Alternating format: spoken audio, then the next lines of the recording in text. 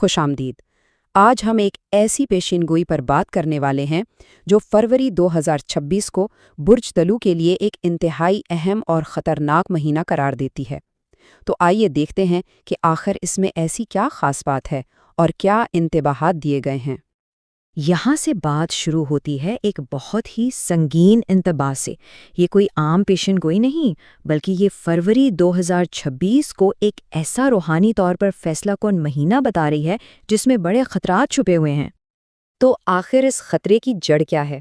اس پیشن گوئی کے مطابق اس مہینے 2 بڑے فلکیاتی واقعات ہونے والے ہیں جو ان تمام چیلنجز کی بنیاد بن رہے ہیں۔ ساری توجہ 2 تاریخوں پر مرکوز ہے۔ ایک تو ہے 1 فروری کا پورا چاند اور دوسرا ہے 17 فروری کا سورج گرہن۔ اور سب سے دلچسپ بات یہ ہے کہ یہ رمضان المبارک کے آغاز کے بالکل ساتھ ہو رہا ہے۔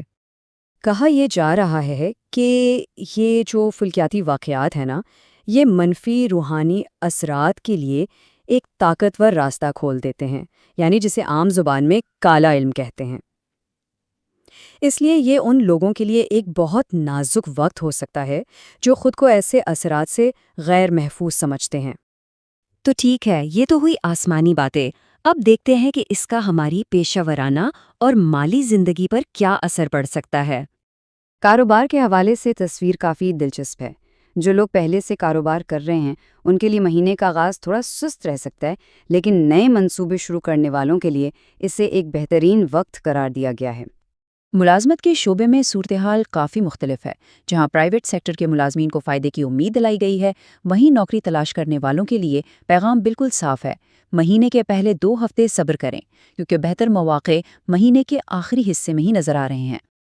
کیریئر اور پیسوں کی بات تو ہو گئی، اب آتے ہیں ذاتی زندگی، صحت اور رشتوں کی طرف۔ دیکھتے ہیں کہ یہاں کیا صورتحال بن رہی ہے۔ یہاں نہ ایک ملی جلی سی کیفیت نظر آتی ہے۔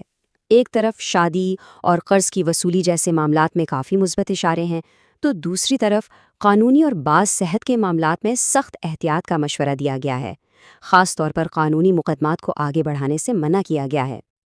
اچھا، تو ان سب منفی اثرات سے بچنے کے لیے کیا کیا جائے؟ اب بات کرتے ہیں اس کے حل کی۔ اس ذائچے میں ایک تفصیلی عملی منصوبہ بتایا گیا ہے اور اس کا آغاز ہوتا ہے ایک خاص صدقے سے۔ پہلی جو رسم ہے نا، وہ وقت اور ترتیب کے لحاظ سے بہت اہم ہے۔ اس میں ایک خاص عمل شامل ہے جہاں گوشت کے ایک پیکٹ کو گھر کے تمام افراد کے سروں پر سے 7 بار گھمایا جاتا ہے، جس کا مقصد یہ بتایا گیا ہے کہ گھر کو منفی اثرات سے پاک کیا جائے۔ اب جو دوسری رسم ہے وہ پہلے والی سے کافی ملتی جلتی ہے، لیکن اس میں 2 بہت اہم فرق ہیں۔ ایک تو یہ کہ اسے پھینکنے کی جگہ مختلف ہے، اور دوسرا یہ کہ اس پر کچھ پابندیاں ہیں کہ کون یہ عمل کر سکتا ہے اور کون نہیں۔